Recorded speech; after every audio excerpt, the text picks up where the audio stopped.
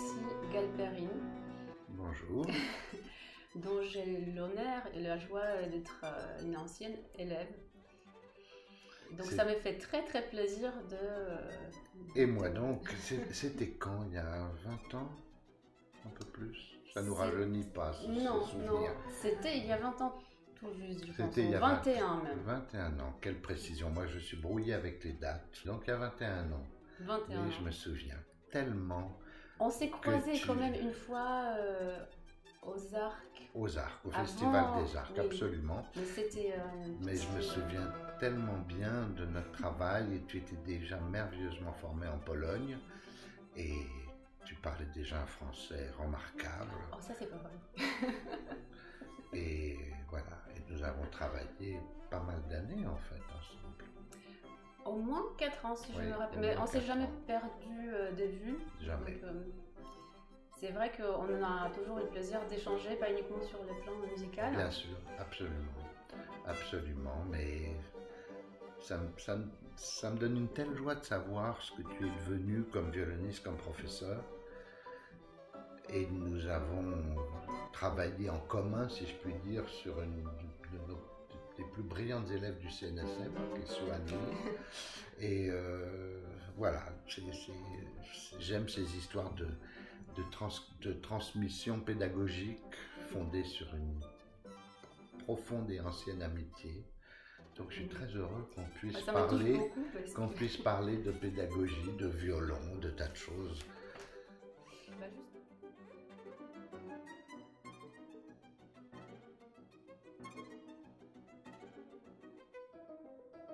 Je suis particulièrement contente d'inaugurer aujourd'hui le nouveau cycle des conversations autour de la musique et de la pédagogie destiné au site de l'éducation musicale avec Alexis Galperine, mon invité, donc professeur au Conservatoire de Paris, au CNSM de Paris, de la classe de violon, de la didactique instrumentale au sein du département pédagogique. Et aussi, tu as d'autres casquettes. Tu es un écrivain, non, tu n'es pas un écrivain, mais auteur de plusieurs livres. Là, j'en ai 3 à vous présenter. Donc, de 8 figures exemplaires de professeurs de violon, un cursus de 10 ans à la classe de violon. On a aussi un autre livre, La musique française pour violon, de la Convention à la Seconde Guerre mondiale. Tu vas nous raconter aujourd'hui un tout petit peu ton besoin d'écrire? Oui, alors, c'est une question qu'on peut se poser. Pourquoi écrire quand on est violoniste, quand on est professeur? Pourquoi écrire? Bon, la réponse toute simple, c'est que j'aime beaucoup ça. Mais il ne faut pas se tromper parfois. Parfois, ça m'agace un peu, ça se veut très gentil. On me colle l'étiquette de musicologue ou même d'écrivain, ce qui est tout à fait ridicule. Je suis un pur musicien, non seulement un pur musicien, mais j'ai envie de dire un pur violoniste. Alors, c'est pas une coquetterie de dire ça. Mais pourtant, tu as fait aussi, si je ne me trompe pas, une licence en philosophie. Oui, mais ça, c'est totalement anecdotique. Je suis fils de philosophe, alors ils m'ont fait faire une licence de philosophie que j'ai faite tout à fait en amateur. À la fin, j'étais totalement pris à la gorge. La seule chose que m'a appris la licence de philosophie, c'est que penser est un travail. Et que c'est pas, il suffit pas de dire à mon avis voilà. Et c'est vrai que j'ai un amour de la philosophie, mais je l'ai fait vraiment, j'ai fait ça totalement en amateur. Et justement, je suis un violoniste avant tout, ça suffit à remplir une vie.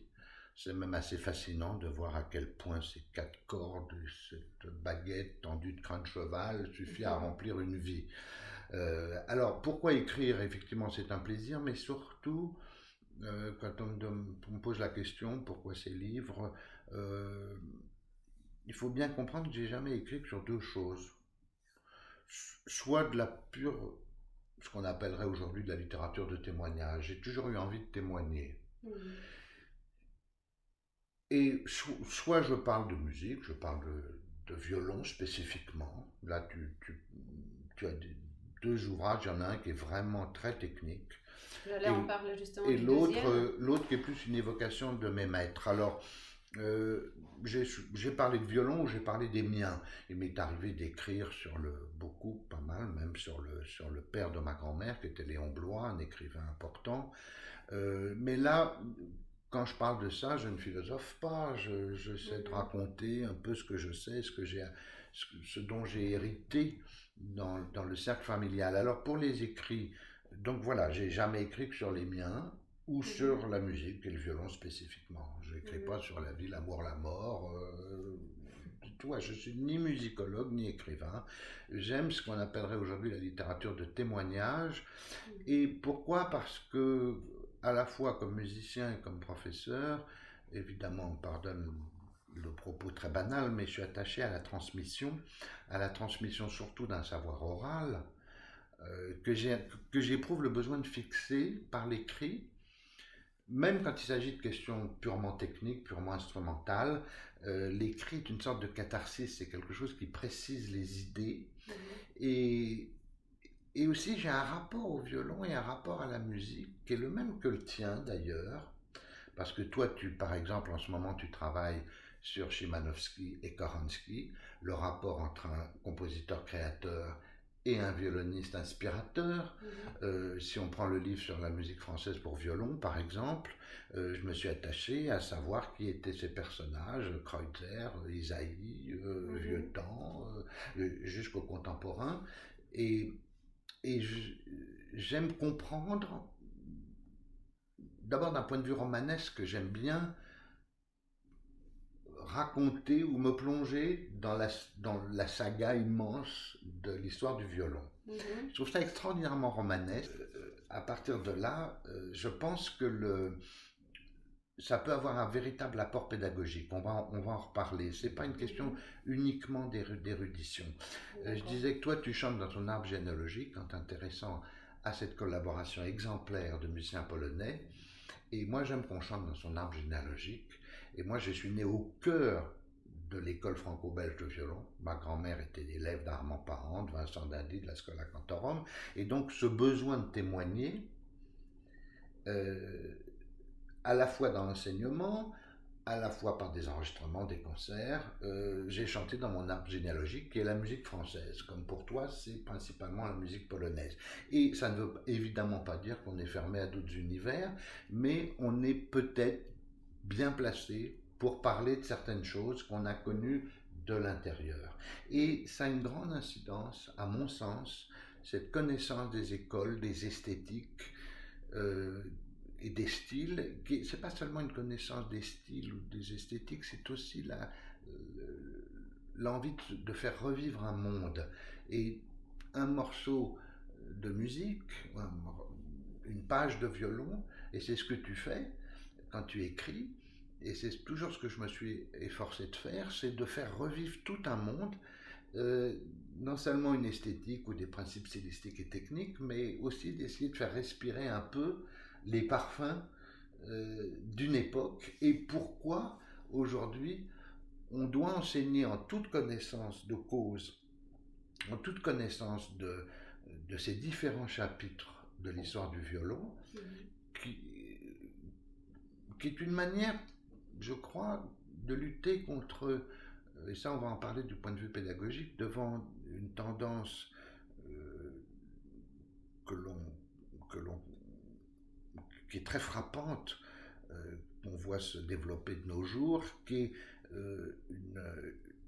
un progrès technique très impressionnant.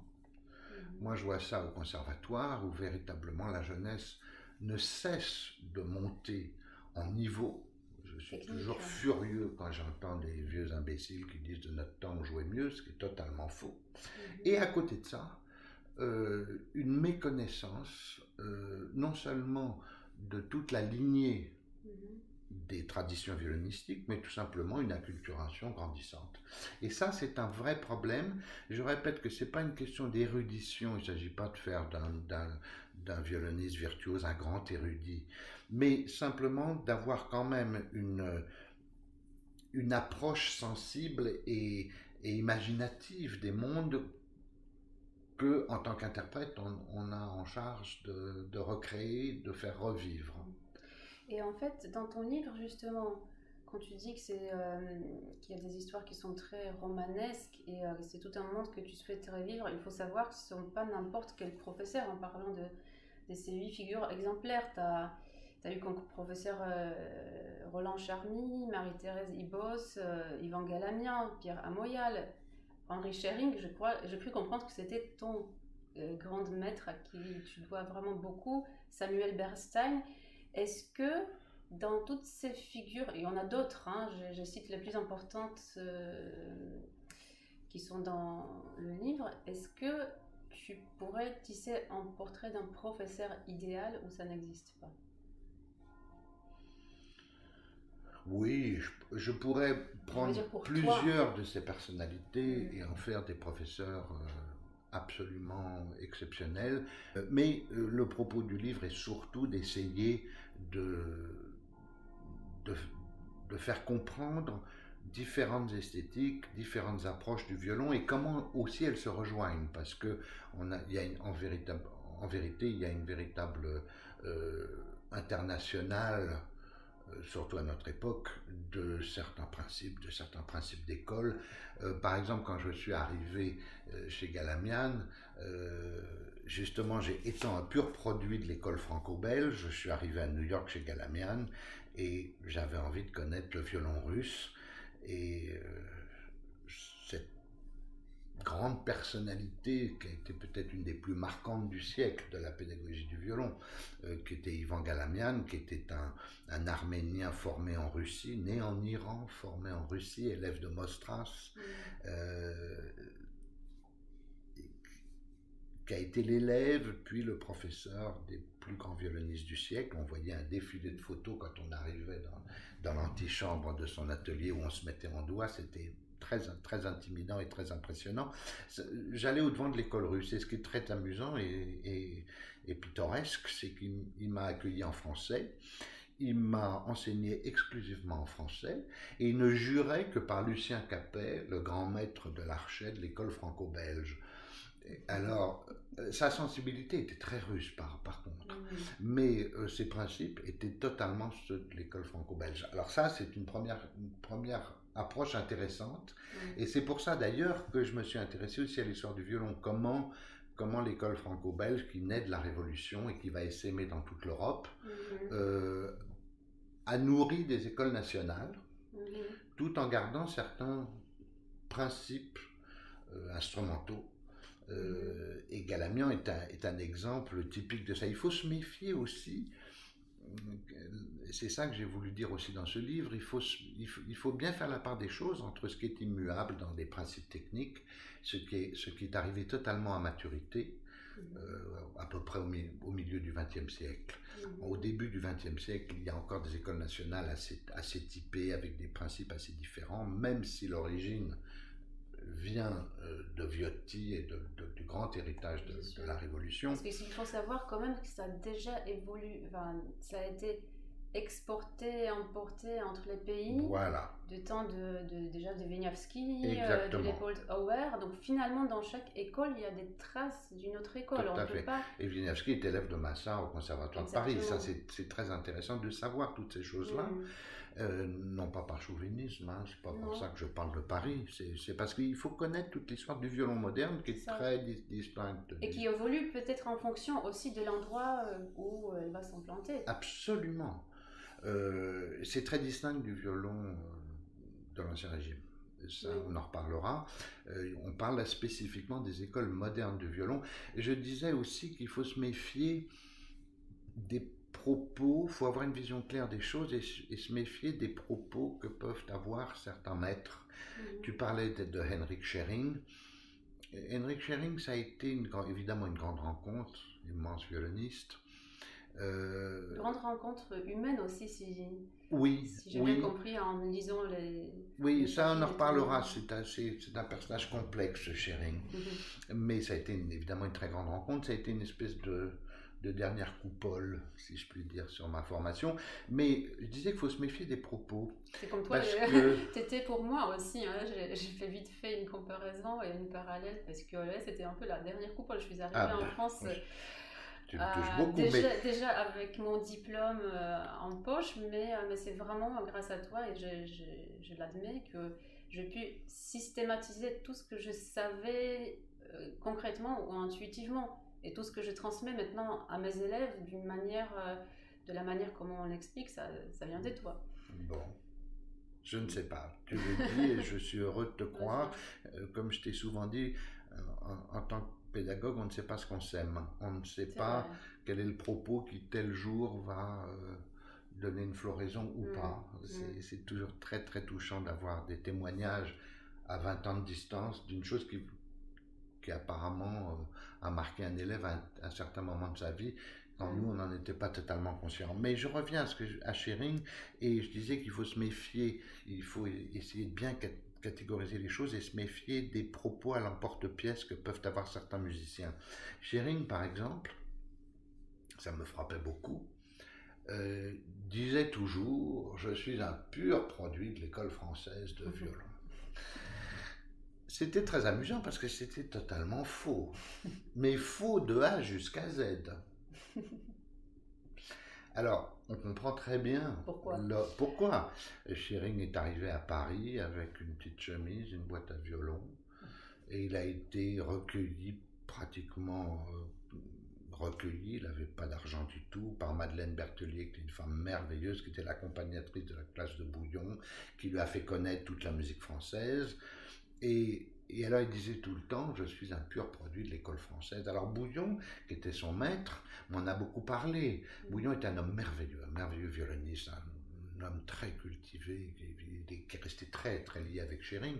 Mais Bouillon me disait lui-même, oh, tu sais, je ne lui ai pas appris grand-chose. Il arrivait, il jouait déjà, il était formé par Karl Fleisch à Berlin. Quand il jouait du Bach, c'était déjà ce qu'il allait faire par la suite.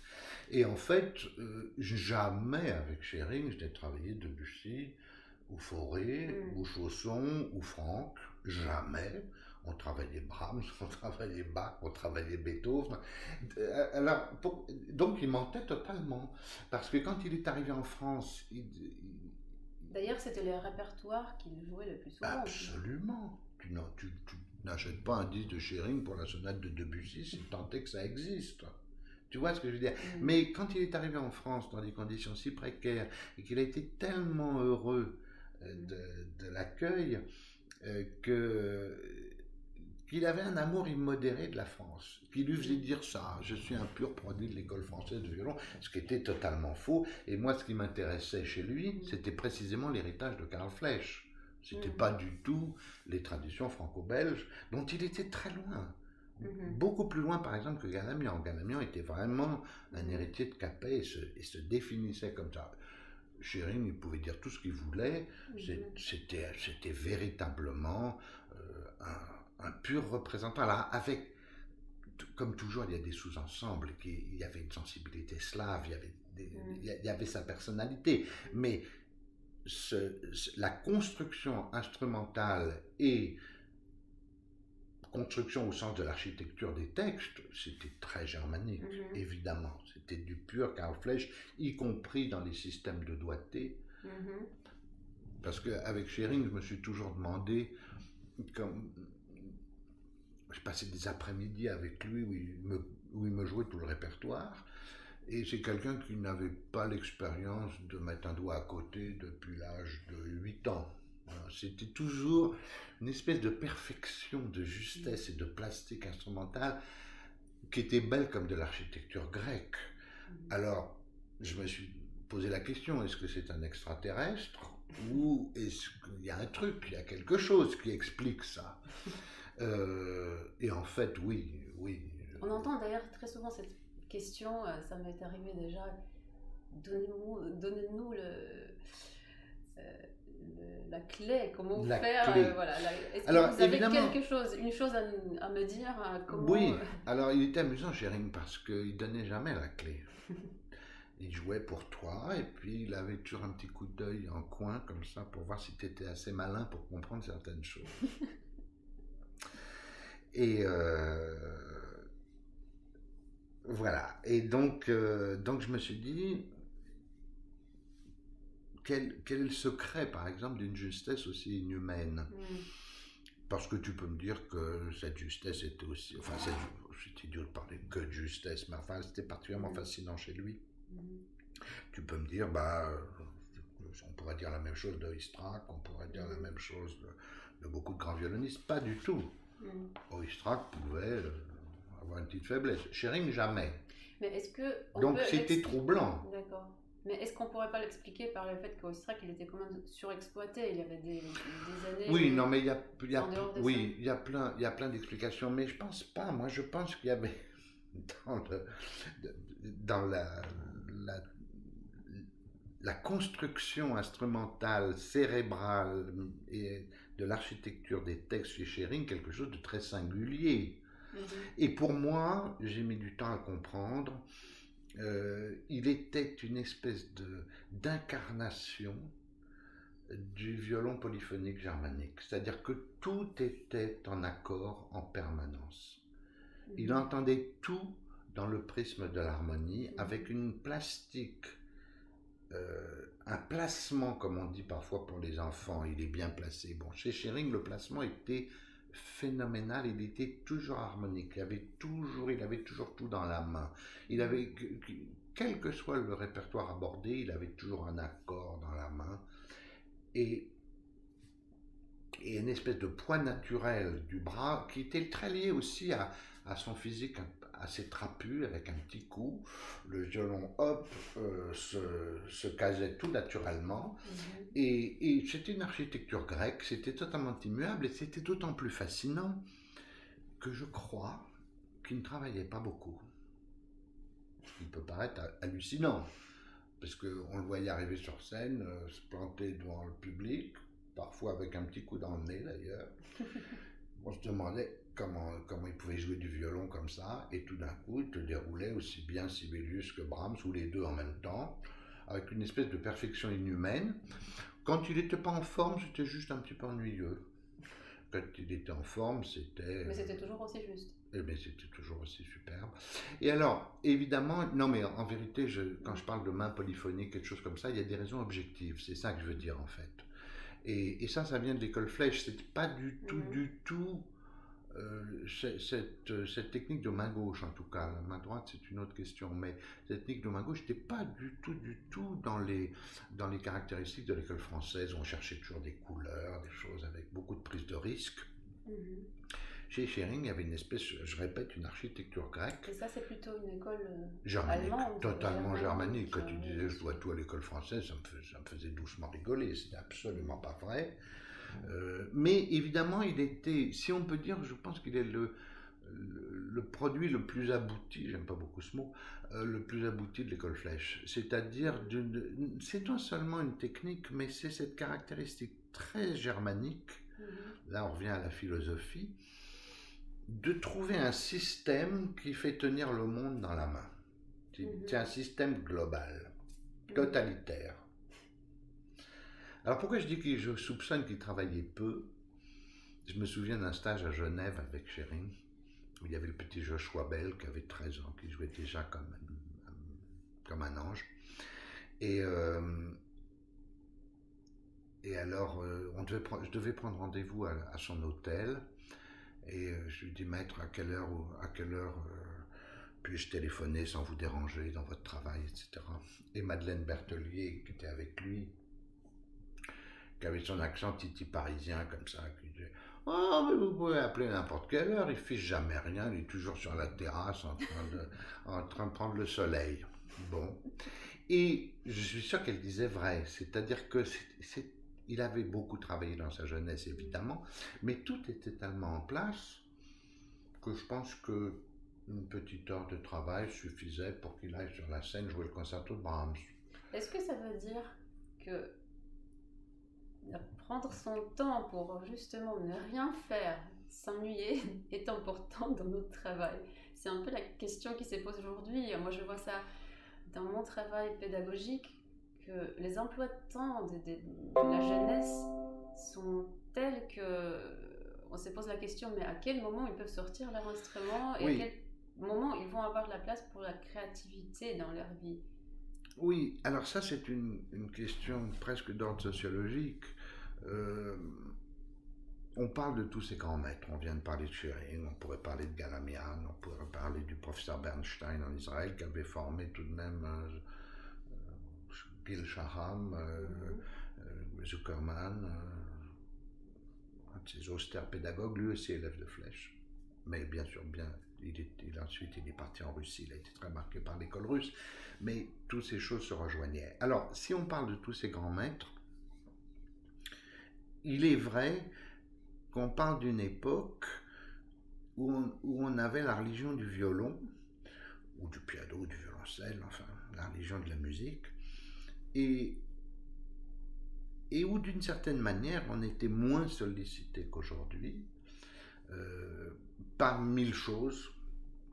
Ce qui est le plus troublant et parfois désespérant de nos jours, c'est qu'il y a une espèce de, comment dire, pour employer un affreux mot d'aujourd'hui, il y a une espèce de zapping permanent sur mille choses qui fait que la concentration et surtout le fait de se donner à quelque chose de manière passionnée et exclusive a tendance à être battu en brèche par un excès d'information, un excès de zapping de tas de choses. Et c'est vrai, tu parlais de l'ennui, ça beaucoup de psychologues ont réfléchi là-dessus. Il y a eu des époques où un enfant s'ennuyait, il n'était pas devant des consoles de jeux stupides, et naturellement il allait vers la bibliothèque chargée de livres ou chargée de partitions. Et c'est vrai que c'est une image qui est poétique, mais qui est parfaitement exacte. Et si on prend aussi, tu vois, on parlait de tous ces maîtres qui ont eu des histoires très différentes, souvent tragiques. Le destin de Schering est un destin tragique, le destin de Galamian aussi, c'est des destins d'émigrés, de gens chassés par la guerre, chassés par les totalitarismes les pires, qu'a connu le XXe siècle. Et donc, ils étaient souvent... leur boîte à violon était véritablement le cœur de leur univers et s'étaient donnés complètement à ça. Et parfois, moi je pense toujours à cette image, je crois que c'est Richter qui racontait ça, à cette image de musiciens qui se réunissaient le samedi soir autour d'un vieil électrophone pour écouter un quatuor de Beethoven et c'était la chose la plus précieuse de la semaine. Tu vois, c'est cette époque où véritablement il y avait des moments précieux. Alors, est-ce que c'était des sociétés où on s'ennuyait? Oui, d'une certaine manière, où les distractions étaient moins présentes. Et distraction, c'était aussi un moment privilégié. C'était un moment privilégié, mais il faut prendre distraction au sens propre. C'est-à-dire tout ce qui vous distrait essentiellement. En fait, moi je m'aperçois dans toute ma vie de professeur et de concertiste que mon ennemi, j'en ai qu'un, c'est le saupoudrage. C'est un petit peu de saupoudrage de tout, c'est-à-dire ce qui ne va jamais au fond des choses.